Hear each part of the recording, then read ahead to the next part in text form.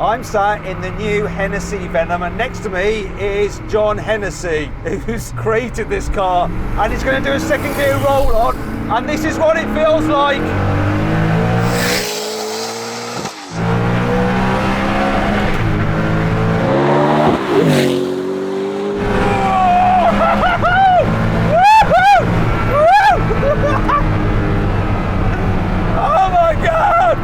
Anyway, in this video, I'm going to talk you around the car, I'm going to take it for a drive, I'm going to test its performance for myself, and I might scream a little bit more, because I'm at Watson, and you're watching carwow. Let's go, baby! Buy, sell, carwow. Here's the thing that just turned me into a giggling schoolboy. It's Hennessy's own 6.6 litre twin turbo V8. In fact, it's so mental, they've named it Fury. It's got huge turbos, they're the size of a dinner plate, just in there, 2 of them. You've also got this massive air intake, it's water cooled, you've got 2 injectors per cylinder and 3 fuel pumps, but you need it because this thing drinks fuel. When you're doing full bore runs, you probably get about 12 to a tank, and a tank's got 90 litres. It's absolutely nuts, but you do burn a lot of fuel when you're producing a lot of power. And this delivers 1,817 horsepower and 1,617 newton meters of torque. It's completely bonkers, and it drives the rear wheels only via a 7-speed robotised manual gearbox. 0 to 60, 2.6 seconds. Top speed, well, so far, Hennessy has taken it to 272 miles an hour, but it will go quicker. And I'm going to feel just how quick it is when I do a full bore second gear roll on later in the video. If you have some serious power, you need some serious brakes, and this car has some. So you've got Brembo carbon ceramics front and back, 390mm disc front and back, and 6 piston calipers at the front, 4 pistons at the rear. Apparently this car will pull 1.4 Gs under braking. The tyres are interesting. They're off-the-shelf Michelin Pilot Sport Cup 2s. Sometimes hypercars, such as a Bugatti Chiron Supersport, for example, have bespoke tyres, which means that they're very, very expensive to replace. Not so much here. By the way, if you like videos on hypercars such as this, make sure you subscribe to this channel and hit the bell icon to turn your notifications on. That way, you won't miss a single upload. The Venom F5 has been built from the ground up by Hennessy. It uses their own carbon fibre monocoque, and it only weighs 86 kilos. That's the monocoque, not the whole car. I'll tell you how much the car weighs a bit later on. All the body panels are carbon fibre as well. It has double wishbone suspension at the front and the rear, and it's got adjustable coilovers, though you don't adjust them by pressing a button in the cabin. You actually have to do it manually on the shock absorber itself. The car also gets a limited slip rear differential. Time to take the Hennessy Venom out for a drive on a twisty, narrow road. Let's do it.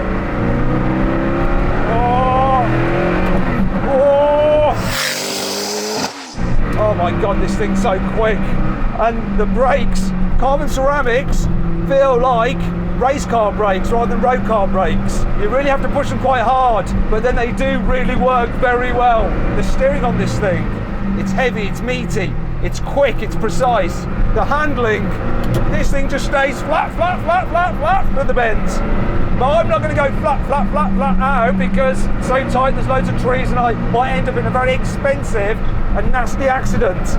But actually, do you know what? This thing doesn't go around corners well. And it's not crazy scary like you think it might be. But you do feel so much through your hands, through your bum. You can tell that it's not heavy as well. You know, by modern car standards and modern hypercars, something like a Chiron is way heavier than this. That means it's more responsive and darting. Look at that!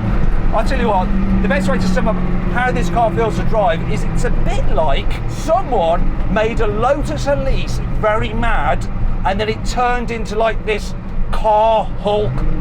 That's what the Hennessy Venom is. It's nuts.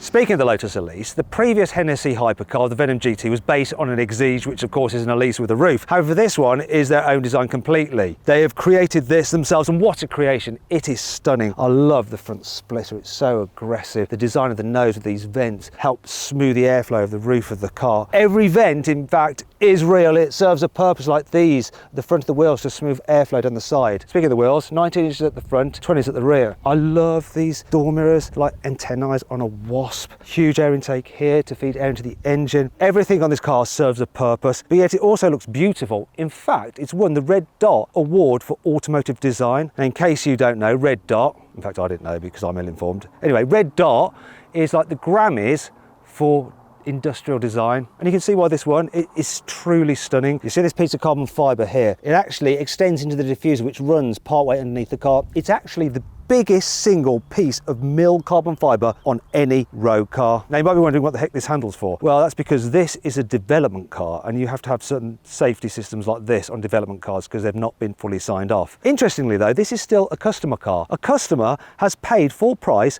for a development vehicle because they want to have the very first Hennessy Venom F5, and they're letting Hennessy take it all around Europe and show people such as me and let me drive it. I think that is really cool, and I thank them for letting me drive their car. The inside of the Venom F5 is also a really nice piece of design. It's quite simplistic, but also very, very cool. Feels expensive with the leather, the carbon, real nice simple layout, the vertically stacked air vents there. This is the controller for the climate. Look, it's dead simple. And you've got your window switches, your nose lift, all that kind of stuff. A lot of the functions are actually on the steering wheel, which is a yoke, just like a racing car, not like a Tesla before you start saying that. Behind the carbon fibre wheel, there's some lovely metal gear selector pedals, and have a listen to them.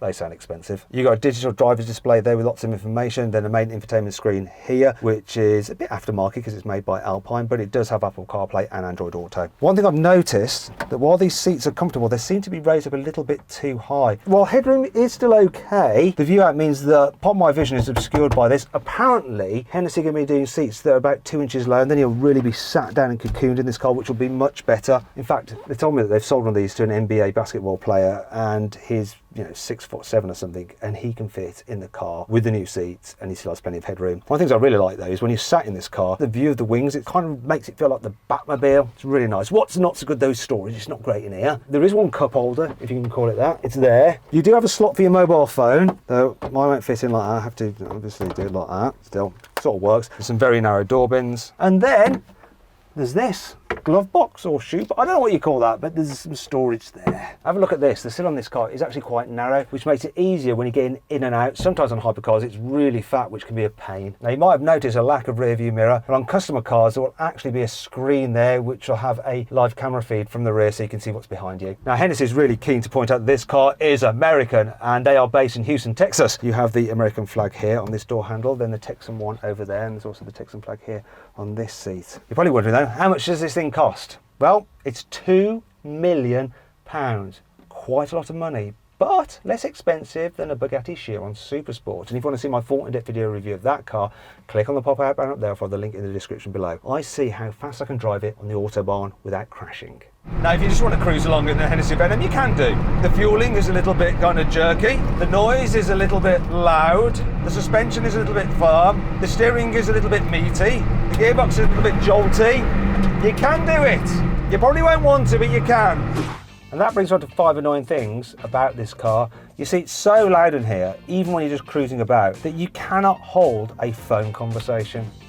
You need to run the F5 Venom on E85 105 octane rated fuel in order to get the full 1,817 horsepower. If you fill it up with normal super and leaded with just 98 octane, then you only get a measly 1,542 horsepower.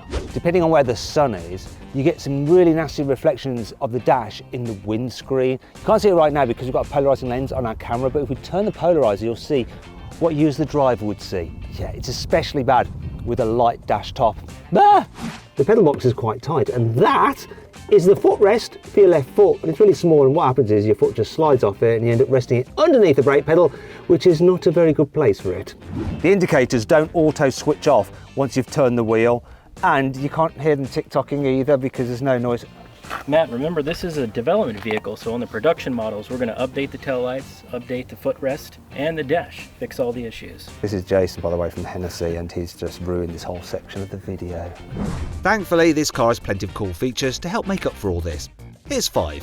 While Hennessy has only managed a mere 272 miles an hour with this car, the theoretical top speed, when you take into account the power, the gearing, the weight, the drag, is 334 miles an hour. Now Hennessy are going to actually try and set a world record with it, and they reckon they'll be able to do 310 miles an hour for real, and that'll make this the fastest road car in the world. Believe it or not, this car does have a rev limit. It's for homologation rules. However, it doesn't matter so much because it's just so damn loud. Go on, rev it up. cuts it off. And what car with a rev limiter makes pops and bangs like that? It's even better when you're driving it because then there's no limiter and it will shoot flames from its exhaust. Considering it's a hypercar with loads of power, the Venom F5 is reasonably light. It weighs in at 1,385 kilos. That means it's lighter than a Rimac Navara, a Bugatti Chiron Supersport. It's also lighter than a Koenigsegg Jesko, and it's even lighter than the latest Lotus. Yet, compared to the Lotus, it has an extra 1,400 horsepower. Nuts. This may be one brute of a car, but it does have a soft, delicate side. Look, it's got soft closed doors. Oh, isn't that lovely? If you're worried about scraping your lovely and very expensive carbon fibre front splitter as you drive over speed humps or up a steep driveway, don't worry, because this car has a lift function which will raise the car up 7 centimetres so you don't damage it. Now, as you're driving along and you go over 50 miles an hour, it will automatically drop back down again so you have full aero. Normal service will be resumed. There we go, look, nice and steady. So this is the part of the video where I normally launch the car and measure its 0 to 60 in 70 mile using my specialist timing gear. However, I can't today. You see, this is a prototype. It's got to do lots of other work. I go to the Goodwood Festival of Speed. It's also a customer car. What I can do though is a second gear roll on and we'll see how well it pulls. I will get the car back eventually and do a full launch and time it for you. But for now, watch the numbers go up on the dials and watch the grin go up on my face. Let's do this. Second gear, here we go.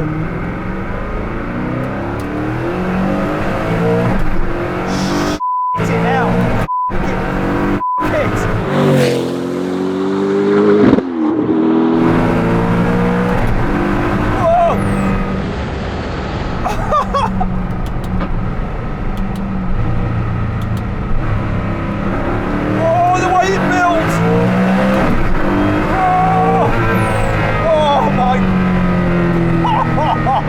Oh my God, it's so raw! Yeah, the power just builds.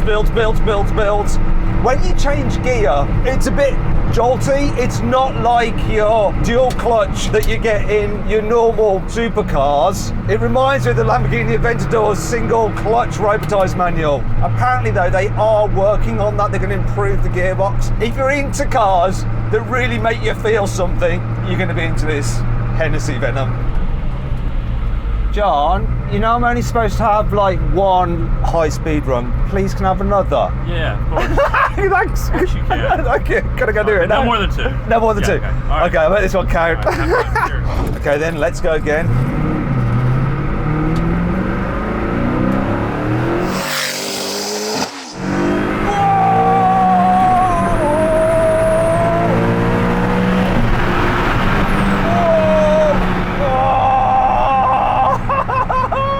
One last one.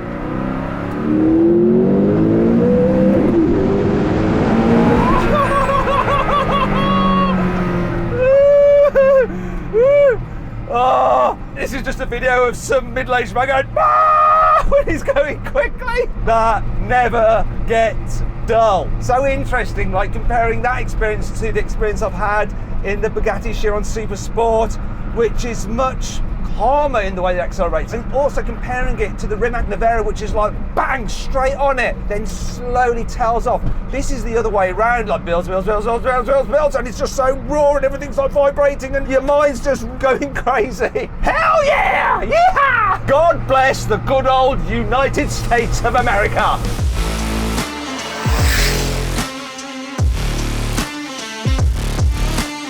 So then, what's my final verdict on the Hennessy Venom F5? Should you avoid it? Should you consider it? Should you shortlist it? Or should you just go right ahead and buy it? Well, unfortunately, 24 people have already gone right ahead and bought this car, which means the coupe is sold out. Don't worry though, there is a roadster version coming, of which there'll be 30, so you better move quick.